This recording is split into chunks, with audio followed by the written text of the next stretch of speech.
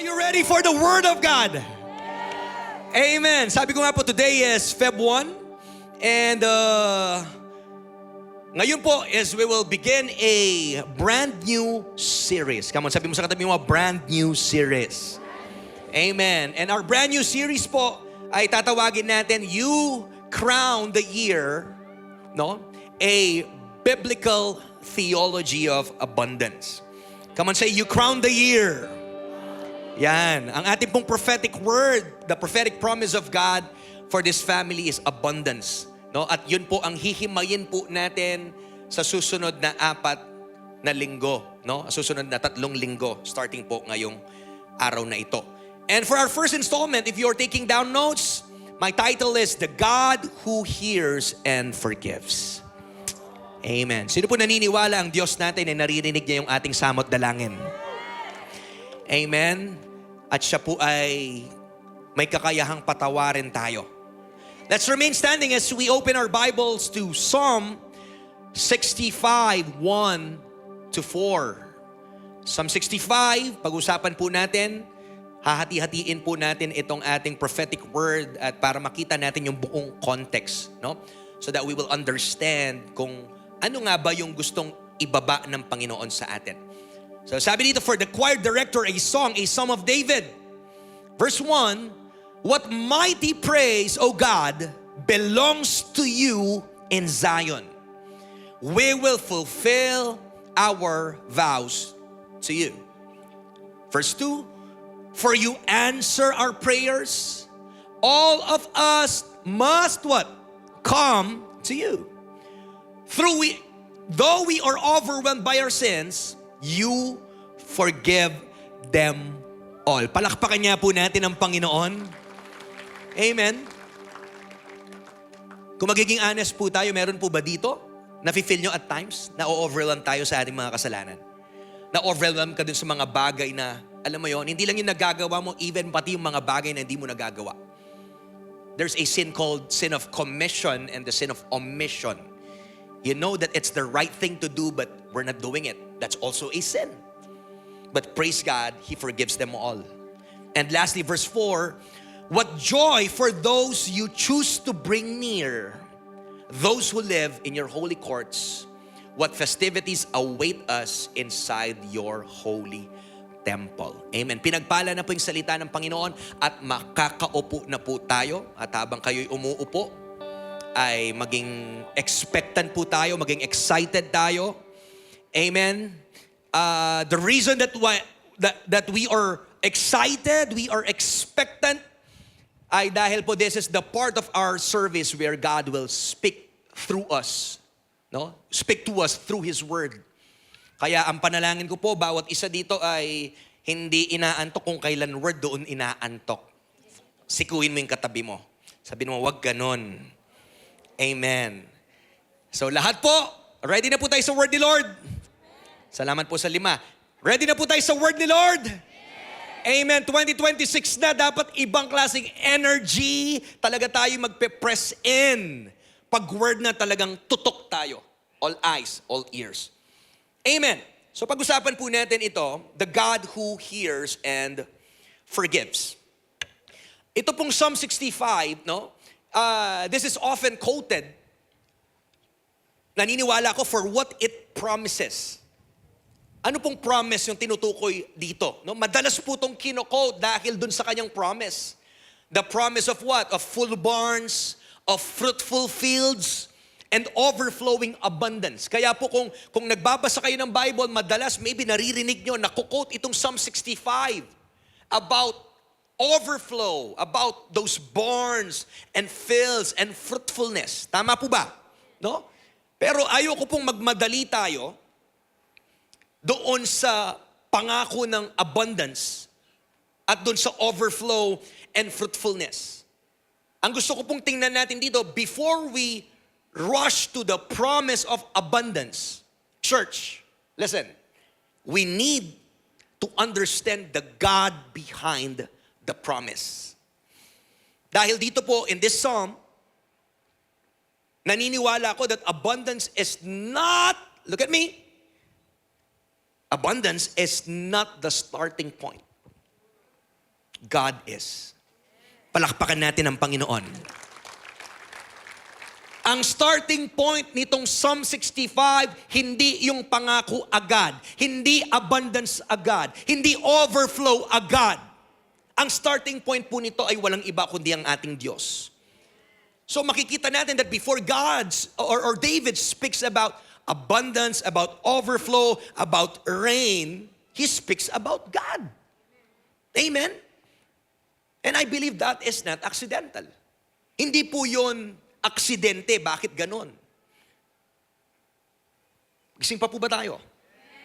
Gusto ko po namnamin natin to. Look at this. The greatest danger when we talk about abundance is that we begin to think of God as useful rather than glorious. We begin to see Him or think of Him as helpful rather than holy. At madalas nakikita natin siya as the source of blessing rather than the object of our joy. Gising po ba tayo? Kaya po patuloy tayong inaalay ng Panginoon that we need to see God rightly for who He is. Malaki pong bagay na makita natin yon. Ngayong taon, kung merong bagay na dapat mag-breakthrough ka, ito yung pagkakakilala mo sa Panginoon. Dahil again, ito po yung pinakamatinding danger. Na makikita mo lang ang Diyos na parang genie, na para bang pag humingi ka ay... Yung iba sa atin, hindi mo nakikita ang Diyos as glorious, as holy, as mighty, as sovereign. Nakakalungkot, nakikita lang natin siya pag may kailangan tayo. Tagabigay ng needs natin. Tagatulong sa atin.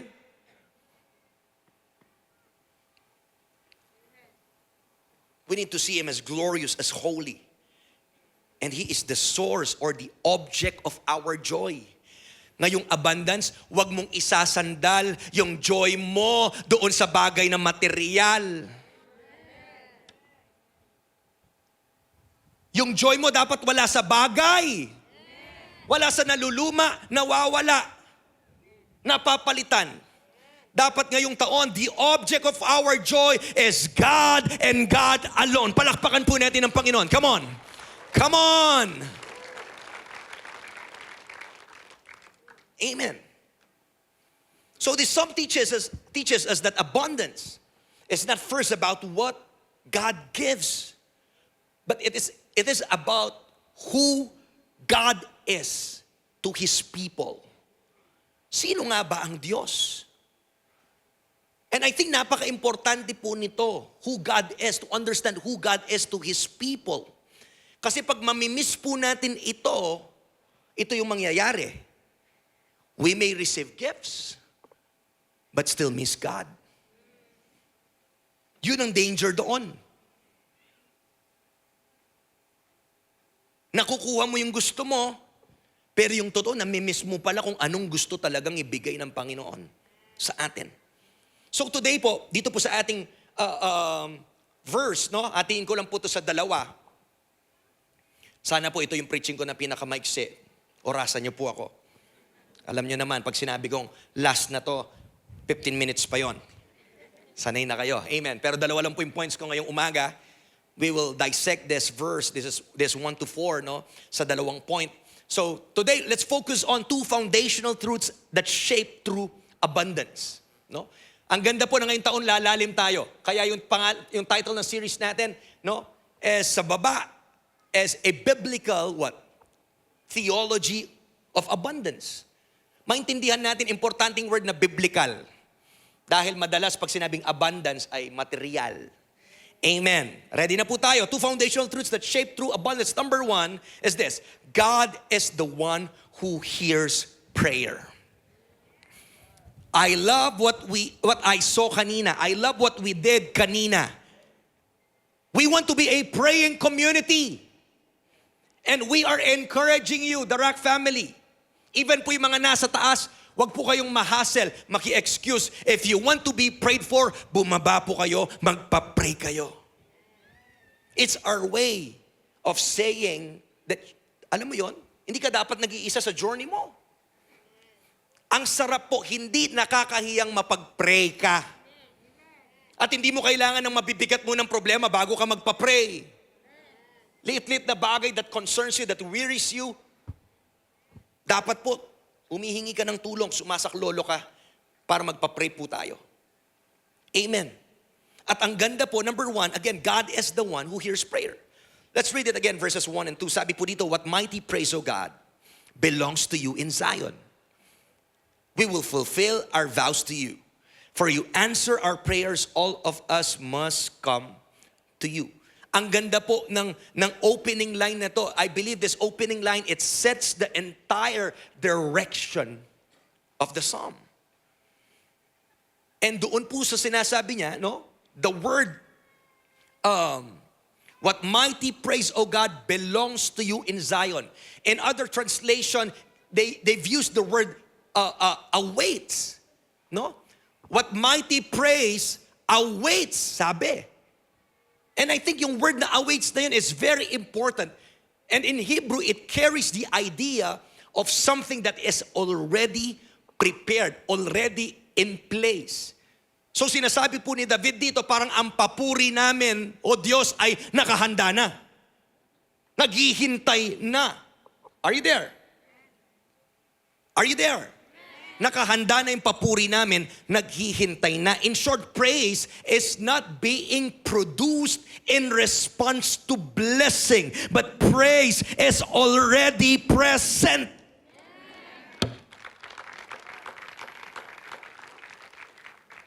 Yung sinasabi po ni David dito, napaka-importante. David was not saying, God, if you bless us, we will worship you. Hindi yun yung sinabi ni David eh. Maybe yung iba sa atin, yung mali natin, hinihintay mo munang ibagsak ni Lord yung blessing. Hinihintay mo muna yung answered prayer bago ka magpuri, bago mo itaas yung kamay mo. Pero kung itatama po natin ito, hindi po siya dapat ganon. He's saying that God, worship already belongs to you.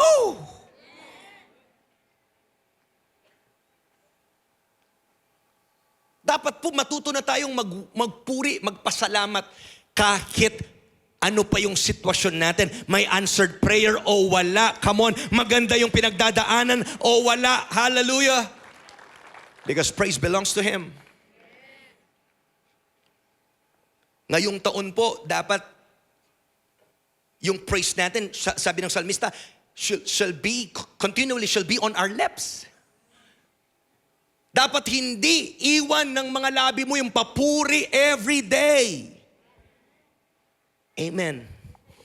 Hindi lang matindi yung praise the Lord kasi bago na na-promote ka. Praise the Lord. Kasi bago yung sasakyan mo, praise the Lord. Kasi may material kang bagay na natatanggap. Hindi po.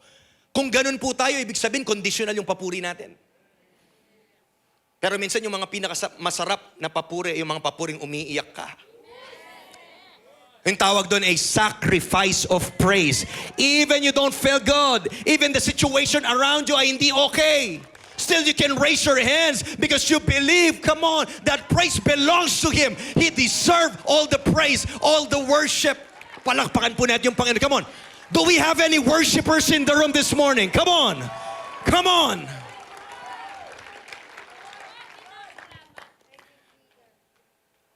Ayaw lang po natin maging worshiping church, maging praying church tayo, praying community. But also po maging worshiping church tayo. Kaya po pag praise and worship, huwag yung tipirin yung mga papuri nyo kay Lord. Ang daming ginawa ng Panginoon, ganyan ka lang mag-praise. Oh.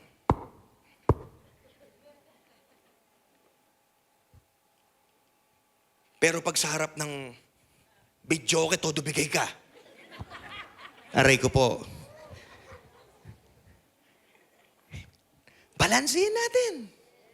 Kung kaya natin mag-enjoy sa labas, Simpleng birthday party or what, na-express natin yung joy natin. What more pa sa nagbigay ng buhay natin? What more pa sa nagbigay ng kalakasan natin? What more pa? Come on! Hallelujah!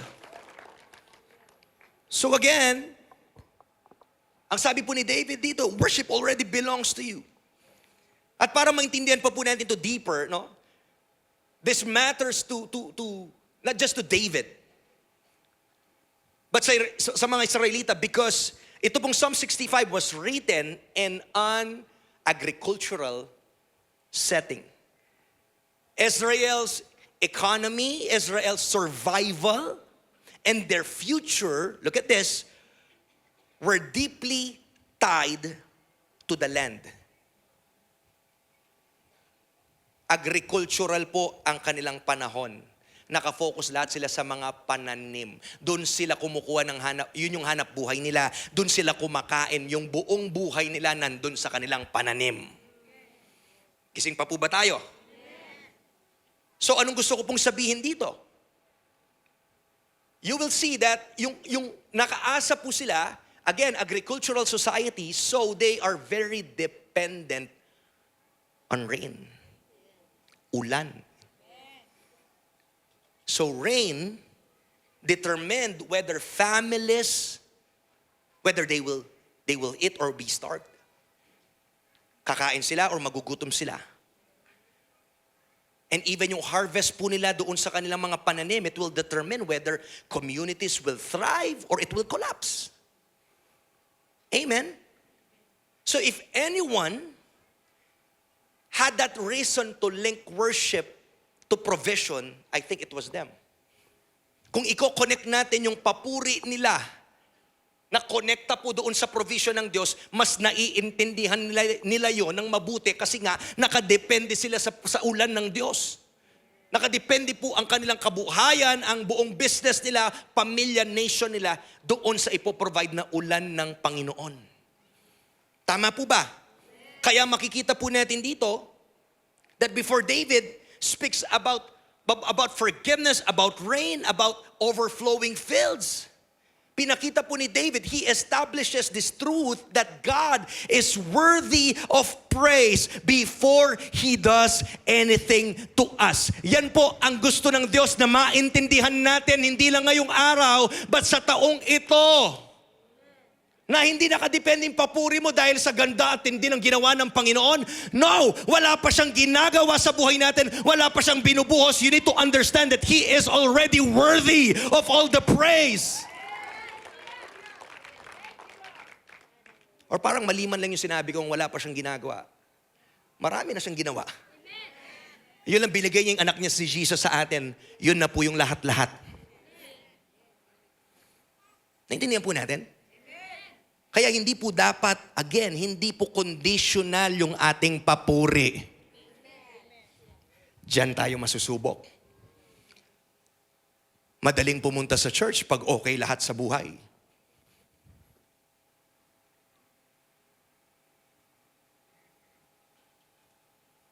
But all the more, alam mo, tinetest tayo ng Panginoon. Even when life is either is good, sometimes or on a mountaintop experience or valley low. Kahit saan po dyan, I'm here to encourage you, never miss church. Never ever isolate yourself. All the more that you need to go to church. All the more that we need to pray. All the more that you need to worship God. All the more that we need to humble ourselves to Him. Amen. So again, God is worthy of praise before He does anything for us. Yan po yung una sa verses 1 to 2 natin. And in verse 2, when David calls Him, sabi niya, for you answer our prayers. Sa New King James, oh, you hear prayer. Dito po pinapakita po ni David that he is grounding Israel not in desperation but in confidence. Amen. Nung panahon po nila, no, there are a lot of gods, of deities. Mga unpredictable na gods. Or if I can say, pwedeng mga mood-driven na deities. And they have these fragile systems around them. Pero ibahin po natin yung Diyos na sinasamba ng Israel. Israel can have that confidence and they can rely, they can rest in the fact that God always listens. I'm here to encourage you. Hindi ko po alam anong pinagdadaanan nyo. Hindi ko alam gaano kabigat. Pero nakaka-comfort na alam natin ang Diyos nakikinig. At kung alam mo ang Diyos, ang hari ng mga hari ay nakikinig, then hindi mo na kailangan magparinig.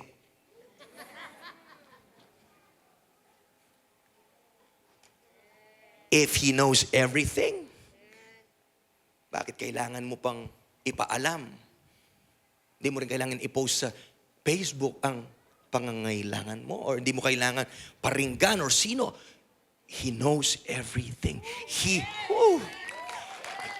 listens. He hears sa bawat panalangin natin. Grabe, palakpakan nga po natin ang Panginoon.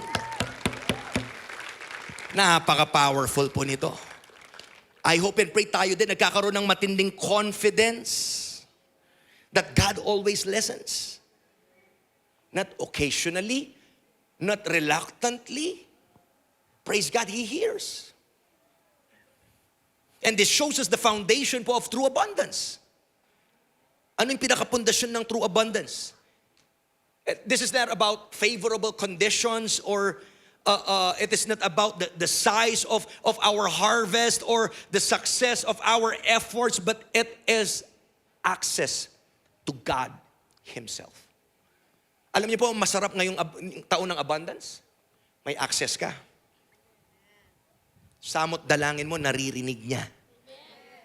Hindi po ba matinding pagpapala yon? That's why, look at this, a people who pray to a listening God are never without hope. Ulitin ko po, ang tao pong nananalangin sa Diyos na nakikinig, anong ibig sabihin yan? Are never without hope.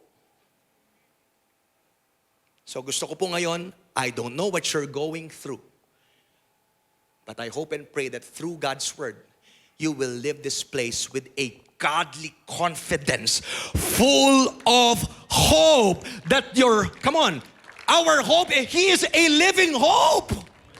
Palakpakan po natin ang Panginoon. Kahit ano pong sitwasyon yung pinagdadaanan mo right now, buhay yung pag-asa natin. Hindi siya nakasandal sa anumang pong bagay na nawawala. Hello. Tingnan mo nga yung mukha ng katabi mo kung halatang merong pag-asa. Hindi ka ba mabubuhayan? Nakikinig ang Diyos. Hindi ka ba mabubuhayan? Nakikinig ang Diyos. So nasagot na yung tanong ni Gary V, natutulog pa ang Diyos. Sarap po nun, no? Ang hirap kung yung sinasandalan mo tao, pag wala, pag busy. Pag emergency, na hindi mo man matawag agad. Yung Diyos mo, sa lahat ng panahon, come on, He hears you. He's not just willing, but He is able to help you. He is our ever-present help in time of need. Sarap! Just call upon the name of the Lord. Tumawag ka. All the more ngayong taon, matututo tayong manalangin kasi narinig tayo ng Panginoon. One more time, palakpakan po natin si Lord. And I believe this is where abundance truly begins. Yung papuri natin at yung katotohanan na naririnig tayo ng Panginoon. And lastly, number 2. Second po is God is the one who forgives and restores. Hallelujah. Come on. Verses 3 and 4. Though we are overwhelmed by our sins, you forgive not just some, but all. Come on, say all. Kaya mong manood sa yun, come on, say all. What joy for those you choose to bring near, those who live in your holy courts. what festivities await us inside your holy temple. So makikita po natin dito that after David establishes that God hears prayer, then David, makita natin, he moves deeper into forgiveness. So notice the sequence. God hears, God forgives, and God draws near. Ulitin ko po. God hears, naririnig ka niya, God forgives, and God draws near. Gising pa po ba tayo? Kung titingnan po natin, ang sarap po inaaral natin to, no? Verse by verse, line by line. Abundance, I think in its truest form, again, it does not start with fields, it does not start with resources. Makikita mo, ano yung pinakapunot dulo na gustong-gusto ng Panginoon na ayusin from the very start? Ano po yun? It starts with hearts. Come on, say heart. Kung titingnan natin dito, yung phrase po na binasa natin, that phrase, overwhelmed by our sins. Grabe po katindi nun. No? It conveys a sense of being overpowered, overrun, at helpless. Yung feeling, sino po dito naramdaman niya na po yun? Yung overwhelmed siya sa kasalanan niya. Overwhelmed siya sa bigat, sa laki ng nagawa niya. No? Parang yung overwhelmed by sin, parang hindi naman mga maliliit lang na bagay na, alam mo yon? Or parang minor lang na pagkakasala. No. Parang this is the kind of weight that can paralyze a person. Alam ko po, lahat tayo, naranasan na po natin yon. And yet, kahit po dun sa overwhelming na feeling ng kasalanan, mas powerful po yung dineclare ni David that he said that you forgave them. Hindi ko po alam para kanino ito. But maybe there are some people in the room right now that you feel overwhelmed by your sin. Na minsan nafe-feel mo even yung pag-show up ay napakahirap sa'yo. Na minsan ayaw mo na mag-church. Na minsan parang ang feeling mo napakadumi mo na. Nahiya ka nang lumapit sa Panginoon.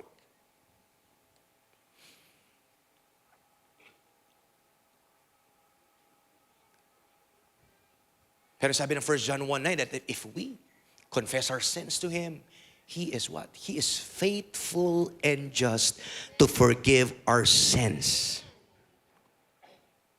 Hindi po rason yan para lumayo tayo lalo. Pero oportunidad po yan para lumapit tayo lalo sa Diyos na mapagpatawad, sa Diyos na mabiyaya, sa Diyos na mahabagin, sa Diyos na mapagmahal. So if you are overwhelmed by your sin, huwag kang mag-isolate, huwag kang lumayo. Don't ever try to fix yourself first because you can never fix yourself. Hindi mo kayang ayusin yung sarili mo.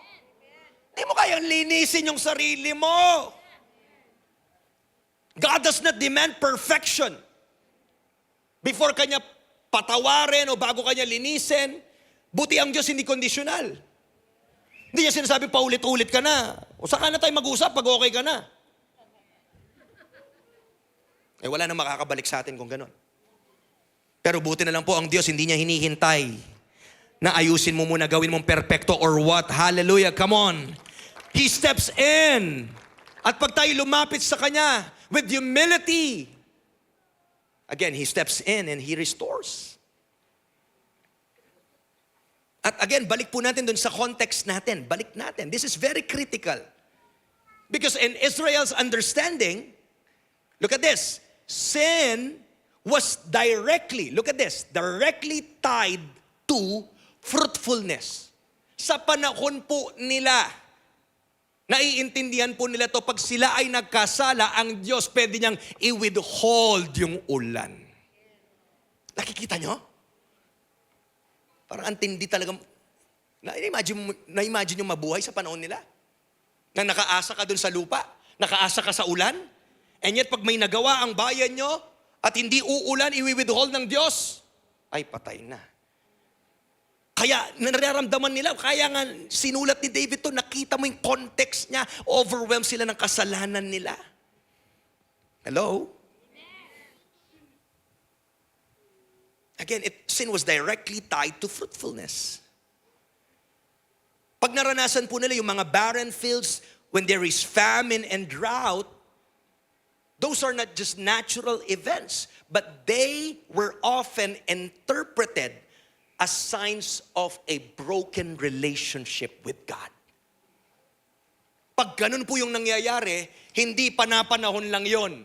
Hindi aksidente lang na ganun. Merong mali sa relationship nila sa Panginoon. Hello? In other words, look at this. Abundance in the land was connected to holiness in the people. Grabe. For them, sa context na yon, I believe this is also connected and relevant sa atin. Again, abundance in the land was connected to holiness in the people. No wonder God wants to align our hearts first. The same God that Israel was serving is the same God that we serve. And God is telling us, the Rock family, if we want to experience abundance, we need to walk in holiness before God. Connected din yung abundance natin sa holiness ng ating pamumuhay. Gising pa po ba tayo? Again, kahit po may mga time, nararamdaman natin yung overwhelming po, yung weight. Minsan ng kasalanan. But praise God, here is the good news that God does not leave us stuck under our failures. But He forgives. He restores. Palakpakan po natin ang Panginoon. Meron po ba dito nakita nyo kung paano nag-progress yung buhay nyo? Meron po ba dito nakita nyo na ang pangit ng past mo pero by the grace of God, come on! Sino po dito, matatas yung kamay niya, alam niya, binago siya ng Panginoon. Sa pangit mong past, sa madilim mong past, sa mabaho mong past. Palakpakan po natin ang Panginoon. Come on. Come on, clap your hands if you've experienced how gracious God is. He's a God who restores. A God who forgives. Then makikita po natin that David moves to describe the blessing of nearness. Alam niyo po ba, blessing, matinding pagpapala po yung kalapitan ng Diyos. Sa physical lang nga eh. Kaya nga, palakasan dito sa ano natin eh. Sa mundo natin, palakasan. Nauso yung mga backer. Picture. Dito, lamang pag may kilala ka.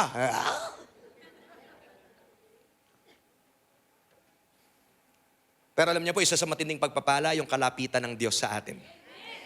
Palakpakan mo yung Panginoon. Sabi sa verse 4, what joy for those you choose to bring near, those who live in your holy courts. Tignan mo yung play of words doon. What joy for those you choose to bring near. Sino yung mga taong yon? Those who live in your holy courts. Notice the word choose. Makita po natin dito, yung blessing is not earned. Napag-usapan na po natin to, yung abundance is not earned. It is granted by a God who delights in drawing us close. From the very start, from the very beginning, the heart of God is always to bring us close to Him. Close to His heart.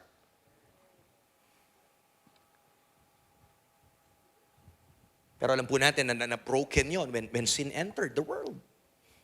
Pero hindi po natapos dun sa kasalanan. He sent His Son para po maayos, mabalik tayo ulit doon sa intimacy. Gising pa po ba tayo? Tama po ba? So yun po yung ultimate blessing na makikita natin dito. Not material gain, but what?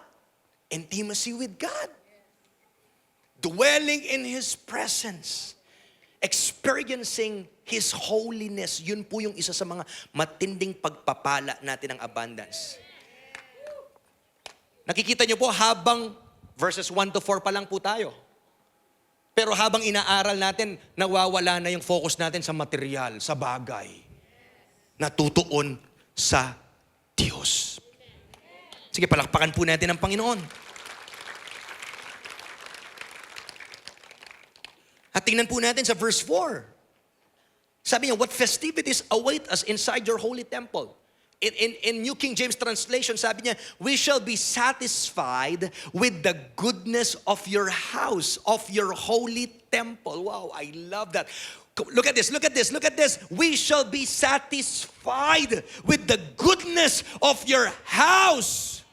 No wonder the Bible always tells us that better is one day in your house. Better is one day in your courts than 1,000 elsewhere. Ang sarap daw magtampisaw sa lamesa ng Diyos. Sa presensya niya. Lahat nandoon na. Everything that you need is found in the presence of God. Grabe, we shall be satisfied with the goodness of your house. Ang tanong, satisfied ka ba kay Lord? Kasi kung hindi po tayo satisfied, baka may ibang lamesa tayong pinupuntahan at merong ibang bumubusog sa atin.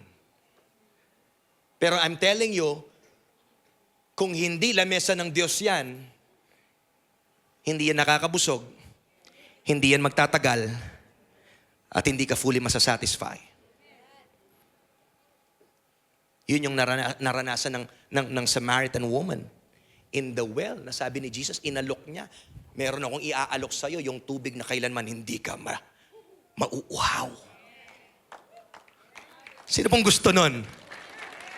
Hallelujah! We shall be satisfied with the goodness of your house, of your holy temple. This psalmist, David, celebrates what? Celebrates satisfaction in God Himself. Kaya ang sarap po that each one of us here, maiintindihan po natin kung paano masatisfy sa Diyos. Hindi sa anong bagay. I hope you will never find satisfaction, hindi lang pa sa basta trabaho mo, sa sweldo mo, even sa asawa mo. Kahit gano'ng kaganda, kagwapo yan, hindi ka masasatisfy niyan. Pastor, biblical ba yan? That's the truth. Because we have a God-shaped vacuum sa puso natin na kahit anong tapal mo, relationship, pera, trabaho, anumang material na bagay, hindi po pwedeng palitan yan kasi na-design yan na ang Diyos lamang ang pwedeng pumuno sa'yo. So kahit saan ka pumunta, saan mo hanapin yan? Hindi ka mabubusog. Hindi ka mabubusog. Balikan natin sa Samaritan woman. Nakailang relationship na siya. Hinahanap niya sa relationship. Huwag mong hanapin sa relationship or kani-kanino. Hindi ka rin mabubusog dyan. Ang Diyos lamang po yung pwede makapagbigay sa atin ng kasapatan. The Rock City Church, matuto tayong masatisfy sa Diyos mismo.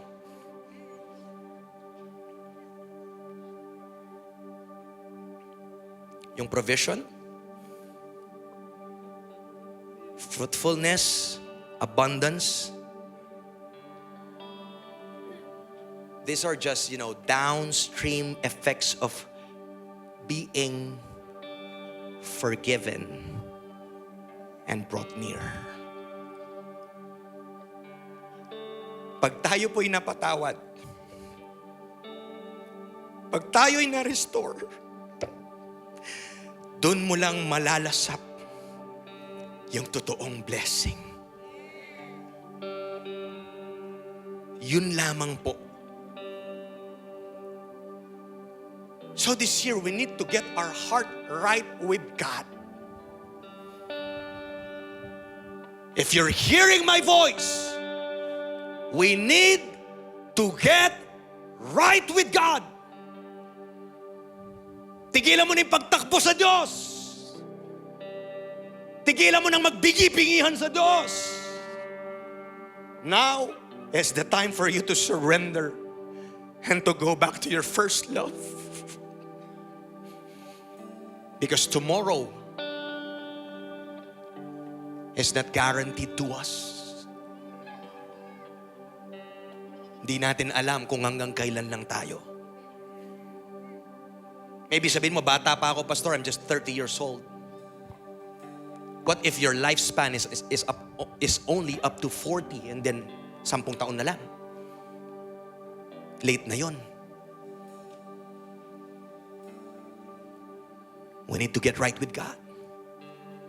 Manumbalik tayo sa Panginoon. Alam mo, wala ka rin pupuntahan, kapatid. Babalik at babalik pa rin tayo sa Kanya. Hindi natin matatakasan yung Panginoon. If you go left, He's there waiting for you.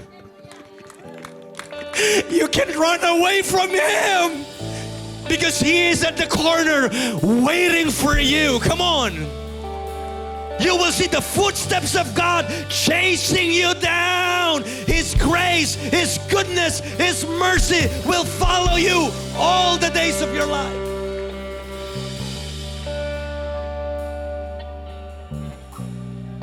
Ang sarap pag naitama yung puso mo, lahat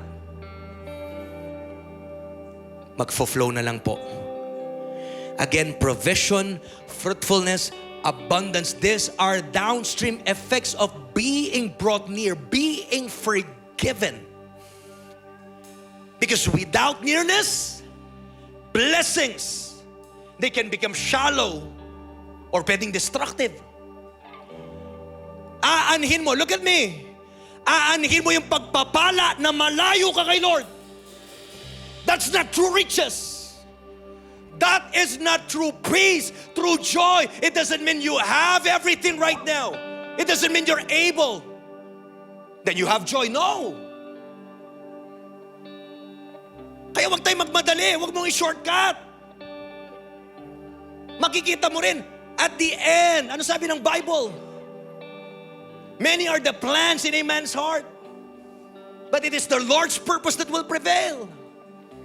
Marami tayong plano, ba't di ka na magsimula sa Panginoon? Huwag mo nang sundin yung plano mo, magsimula ka sa Panginoon. Hallelujah! Itong buhay na to, hindi to paramihan, hindi to pabilisan, hindi to payamanan, hindi to pasarapan.